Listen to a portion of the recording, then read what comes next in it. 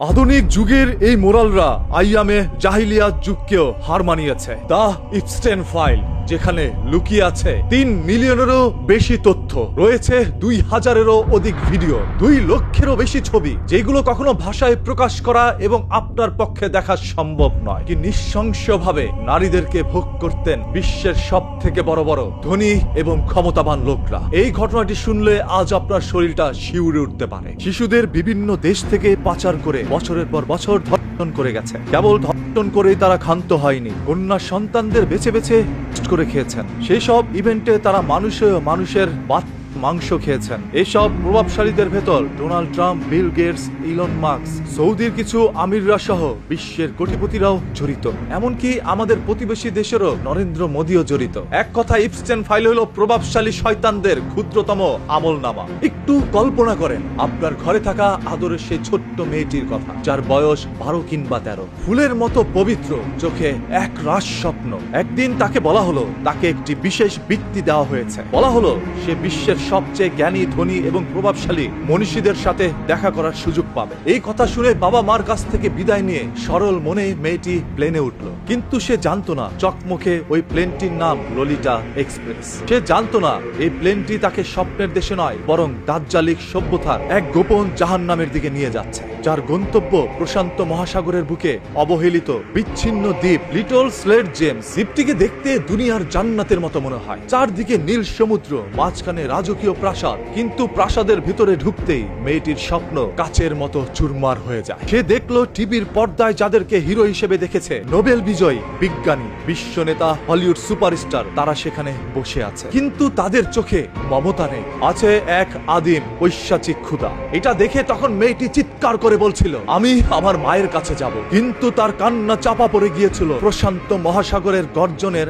আর স্যাম্পলেনের বোতল খোলার শব্দে। তাকে বলা হতো, চুপ থাকো, এরা এই পৃথিবীর ঈশ্বর, এদের সেবা করাই তোমার কাজ। দিনের পর দিন এই নিষ্পাপ শিশুদের ছিঁড়ে খেয়েছেন তারা, যাদের পোস্টার আপনার ঘরের দেয়ালে টাঙিয়ে রাখেন। এগুলো শুনে হয়তোবা আপনারা ভাবছেন, এত বড় বড় প্রভাবশালী নেতারা জড়িত, তাহলে এই তথ্য বের হলো কিভাবে? জেফ্রি এপস্টেইন ছিল অত্যন্ত চতুর। সে তার ক্লায়েন্টের নাম এবং কন্টাক্ট ডিটেলস লিখে রাখতেন একটি ছোট্ট কালো ডায়েরিতে, যা দা ব্ল্যাক বুক নামে পরিচিত। এটি ছিল তার ইনফ্লুয়েন্স পলিসি। এই রাঘব বোয়ালদের নাম তার কাছে আছে বলে কেউ তাকে ছুবে না। কিন্তু সে জানতো না পাপ বাপকেও ছাড়ে না। ভার্জিনিয়া বুফ্রে নামের এক সাহসী নারী, যে ছোটবেলায় এই পিচাসদের শিকারে পরিণত হয়েছিল, সে এপস্টেইনের সহযোগী এবং রক্ষিতা গিসলাইন ম্যাক্সওয়েলের বিরুদ্ধে মামলা ঠুকে দেয়। সেই মামলার সূত্র ধরে যুক্তরাষ্ট্রের আদালতের নির্দেশে হাজার হাজার পৃষ্ঠার সিল্ড ডকুমেন্টস জনসম্মুখে প্রকাশ করার আদেশ দেওয়া হয়। এরপর বিশ্ববাসী অবাক হয়ে দেখলো, এতদিন যারা তাদেরকে ভদ্রলোক ভেবে এসেছে,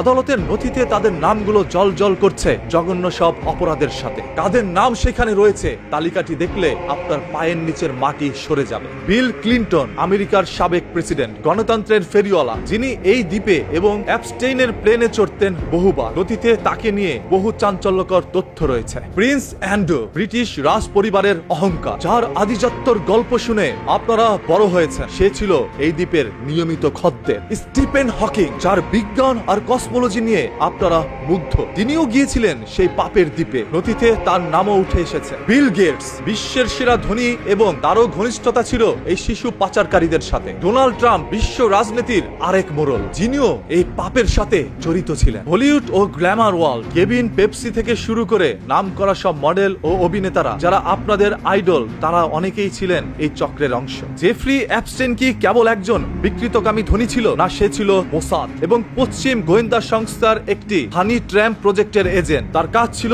বিশ্ব নেতাদের এই দ্বীপে নিয়ে এসে তাদের নোংরা কাজের ভিডিও রেকর্ড করে রাখা, যাকে গোয়েন্দা ভাষায় বলা হয় কম্প্রোমাট।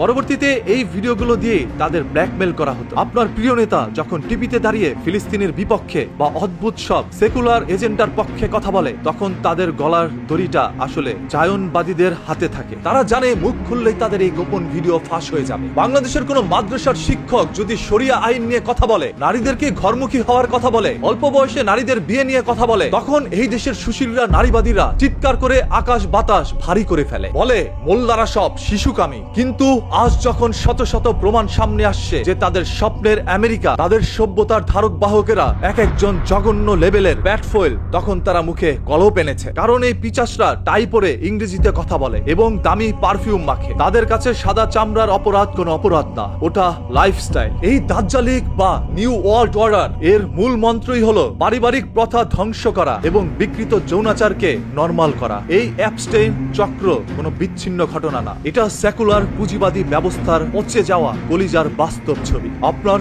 রব কি বলেননি, ফিতনা হত্যা অপেক্ষা গুরুতর। ইসলাম ছাড়া, শরিয়া ছাড়া এই পিচাসদের থামানোর কোনো আইন দুনিয়াতে নেই, কারণ আইন যারা বানায় তারাই আজ এই অপরাধের হোতা। তবে জেফ্রি ইপস্টেইন দুনিয়া থেকে চলে গিয়েছে আরো 5 বছর আগে। সেই নথি আজ কেন প্রকাশ করা হয়েছে? এর ভিতরে কি ডোনাল্ড ট্রাম্প বা গোয়েন্দা সংস্থার আরো কোনো চক্রান্ত রয়েছে? তারা কি চাচ্ছে বিশ্বকে আরো একবার উল্টে দিতে? ডোনাল্ড ট্রাম্প কি তাহলে চাচ্ছে বিশ্বের সব থেকে ধনী এবং ক্ষমতাশালী লোকগুলোকে ফাঁসিয়ে দিতে, নাকি তিনি নিজেই কারো চক্রান্তে ফেসে গিয়েছেন? জেফ্রি ইপস্টেইনের মতো বাংলাদেশে অসংখ্য মানুষ রয়েছে যারা এইভাবে নারীদেরকে পণ্য বানিয়ে বিচরণ করে যাচ্ছে প্রভাবশালীদের মাঝে এবং তাদের গোপন ভিডিও সংগ্রহ করে তাদেরকেও ব্ল্যাকমেল করে যাচ্ছে। জেফ্রি ইপস্টেইন একটি বাস্তব উদাহরণ। সেই নথিতে থাকা আরো 30 লক্ষ সূত্র, 2000 ভিডিও এবং 2 লক্ষেরও মতো ছবি যাচাই করলে বেরিয়ে আসবে সকল চাঞ্চল্যকর তথ্য, যেগুলো আপনার রাতের ঘুমকেও হারাম করে দিতে পারে।